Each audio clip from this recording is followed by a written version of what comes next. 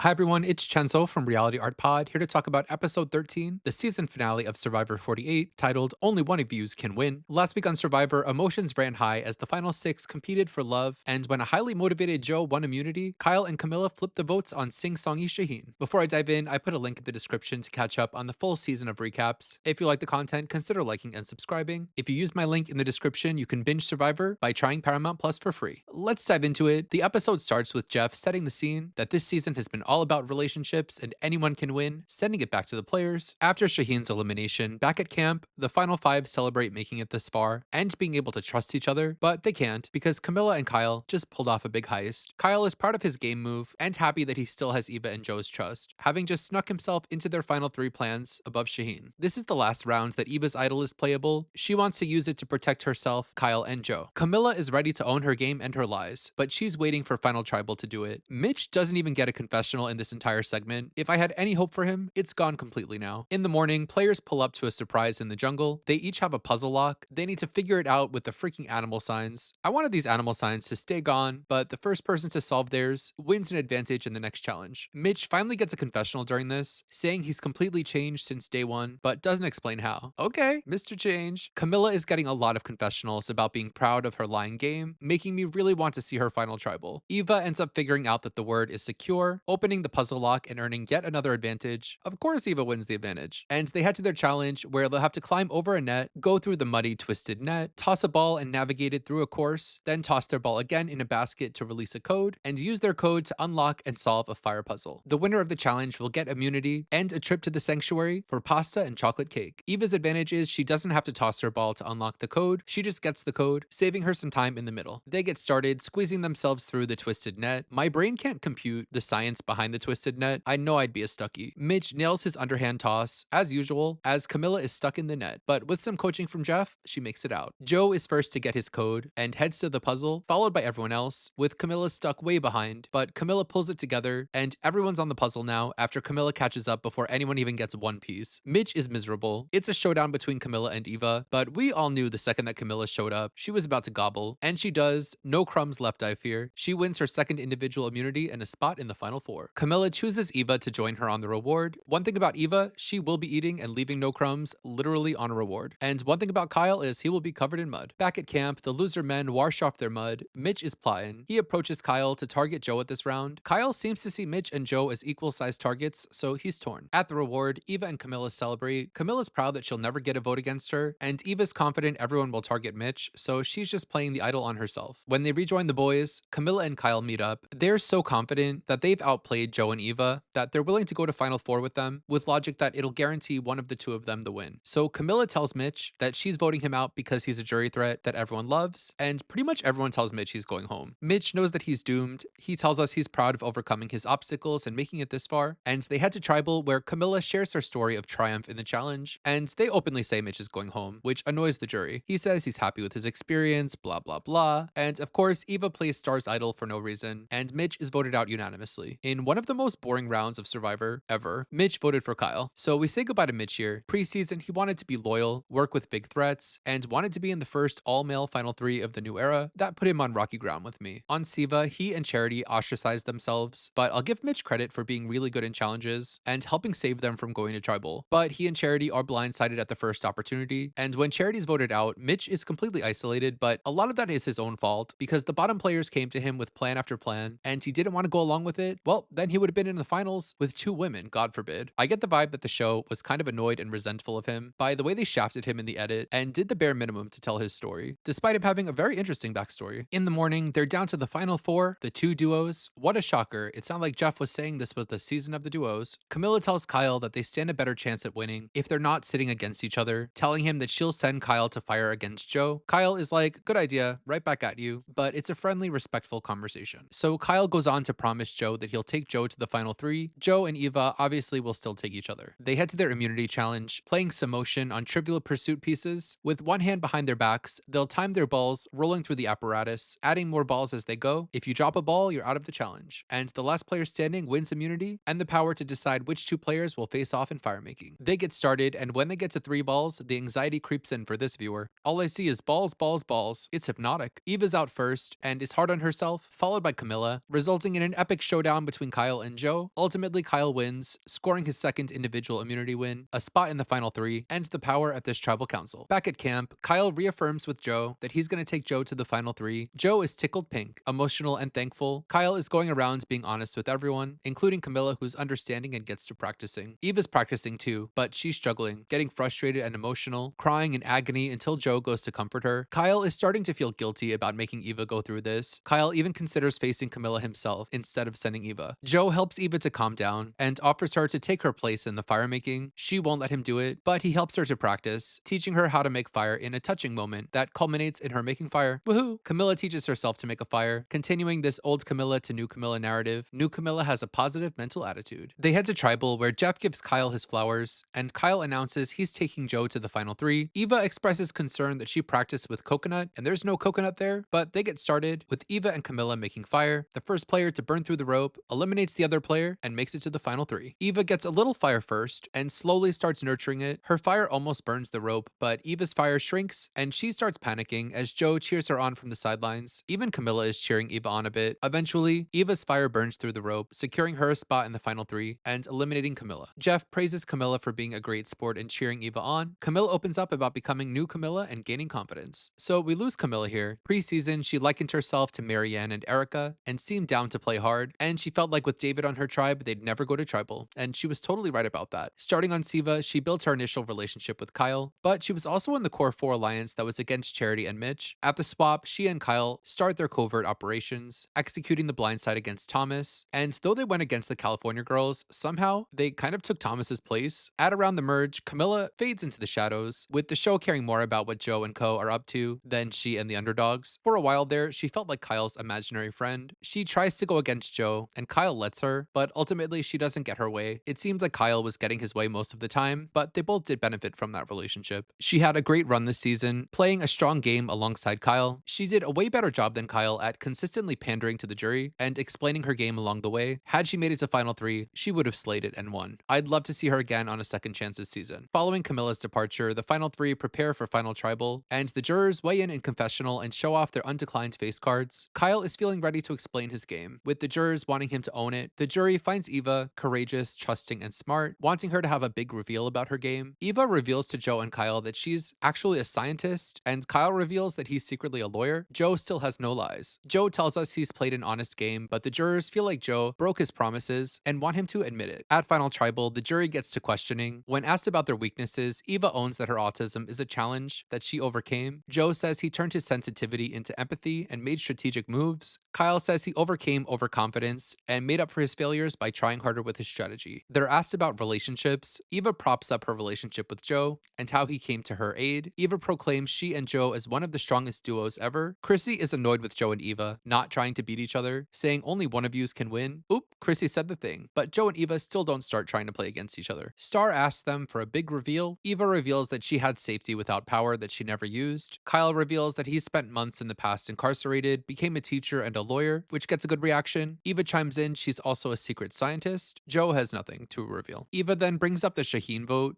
as a strategy win for her, taking credit for this amazing move to vote out Shaheen. Kyle and Camila make eye contact. They're locked in and ready to strike. Camila gives Kyle the floor to explain that he and Camila had a secret relationship and that they were actually the best duo, that they lied to Joe and Eva about the whole Shaheen thing. This has Joe and Eva shook. They're asked how they used challenge wins to their advantage. Joe says he used it to intimidate people. Kyle says people knew him in the game for having a bubble butt and being caked up. This makes everyone laugh. His point is that winning challenges showed them that he's not just a booty. In closing arguments, Kyle sells that he rode the middle and had fun playing the game. Joe says he's an honest dad who wants to take care of his kids. And Eva's pitch is that she represents something different and would be a good representative of the season. So the jury gets to voting. In the end, there's one vote in that thing for Joe from Cedric, 2 for Eva from Star and Mary, and 6 votes for Kyle from everyone else. So Kyle is the winner of the season, and I'll talk about him and the other finalists in a minute. But first, let's quickly run through this after show. They bring in the set pieces, the champagne. The jury agree that Camila would have won the game had she made it. She's proud of both she and Kyle's games. Jeff is impressed with their covert affairs, calling them spies. Joe and Eva get emotional, reflecting on their relationship. Joe is proud that he got to show the world his character. I notoriously hate this reunion format. Not enough time has passed for them to reminisce about anything. They bring out some milk for David to drink with Jeff, and David emasculates Jeff, implying that Jeff drinks like a woman. They move on. Eva thanks the group, especially Joe, for being supportive of her. She's happy that she could educate the viewers about autism. New Camila is ready to brave the world outside of Survivor, and Jeff advertises that Mitch is single and ready to mingle. Joe calls Mitch a wild badger. Who knew Mitch? A super freak. A final celebration of Kyle, who's now gonna get married with his moolah. And he has since got married. Congratulations. So let's talk about our finalists, starting with third place in Joe. He gave first impressions as a nice guy, saying he wanted to play a loyal game, and for the most part, he consistently lived up to that, forming the California girls and his bond with Eva that he stayed loyal to, and he picks up Kyle and kind of Camila at the swap, using his numbers, competition ability, and control of the advantages. He bulldozes through the merged tribe. His biggest flaw is, I think it's a bit naive, his approach to stay loyal with integrity. A few of the players were frustrated with him on the way out, leaving them feeling like he was suffocating the game and also pandering for their jury votes. His loyalty strategy is easy to exploit because he would turn on someone if he hears they turned on him first, leading to him betraying David and Shaheen based off mis and disinformation. There were a lot of positives for Joe. He's great at competitions. He has a mind for the game, decently entertaining. I'm glad we got to see him helping Eva, and his story about his sister was touching and compelling. Ultimately, he just didn't really make any game moves and didn't have much to say at the final tribal. He got one vote from Cedric because they're both dads. Otherwise, he would have been the 0 vote finalist. If we see him again, I hope he'd play differently or harder, but he seems very happy with how this all went for him. Our runner-up Eva came into the season wanting to work with the men. I felt like she'd do decently well by blending in with the strong people, but not being too strategic to be a threat. Starting on Lagi, she tells us that because of her autism, she doesn't know if people are lying to her, and she quickly opens up to Joe about it, making them a pair and giving her ticket as his +1 in the California girls. At the swap, she finds comfort in her new friend David and tells everyone about her autism in a really memorable moment during the challenge, also exposing her closeness to Joe to the rest of the cast. She gets the idol handed to her and gets pretty lucky with the advantages, but ultimately rides the alliances to the end without playing any in a strategic way. I see a lot of hate coming Eva's way for her part in the Integrity Alliance and feeling like she's better than the game. I think a lot of that comes from her not trusting herself and modeling her behavior after Joe and David. So when I place blame for those things, I can't really point the finger at her, but I can fault her for her passiveness in the game and just deciding to be a follower, not really playing the game to win. Her final tribal performance really impressed me. She had some valid talking points and a few reveals and gags. I wouldn't mind seeing her again on Survivor in like 10 years to see a more developed Eva. I think there's some chance she can go on a show like The Challenge, though I think that would be a mistake. And congratulations to Kyle, our winner who preseason described himself as fun and crafty. I picked him as my winner pick. I felt he was smart and capable. So much of his game is similar to Camila's, winning out with Siva, then hoodwinking Joe at the swap with the idol play. He didn't even own successfully saving himself with an idol in his final arguments, but I feel like that's a cool feather in his cap. From the merge, he puts himself in the Kim Spradlin position, firmly in the middle with options everywhere, never making the decision to really choose a side, which let him glide through a bit. While I do think he and Camila worked as a team, the Shaheen move really was his idea, and he was clearly getting his way and putting himself in a winning position while still bringing her along as far as he could. This was a deserving win. If I were to rank winners, I'd probably put him toward the top, as he played pretty optimally throughout, though personally, from the edit, I felt the Kyle win was a bit obvious from the start, but I think he could also be good on the Traders or the Challenge. So that wraps up another season of Survivor, my 4th season recapping the show. Thank you to everyone old and new who continue to watch these videos. If you like the video, consider liking and subscribing. I have some bigger videos coming up with the Survivor 50 cast reveal next week, Challenge and Traders cast coming soon. I'll also be back with more regular weekly recaps. It's going to be a long season covering Big Brother, but in the meantime, I'll be recapping Fox's The Snake starting in June. Until next time, I'll be traveling in Arizona and refreshing the Pop Mart site to get Labubus. You can follow me on Instagram. I'm Chenzitagram. Links below. You know where to find me. Bye.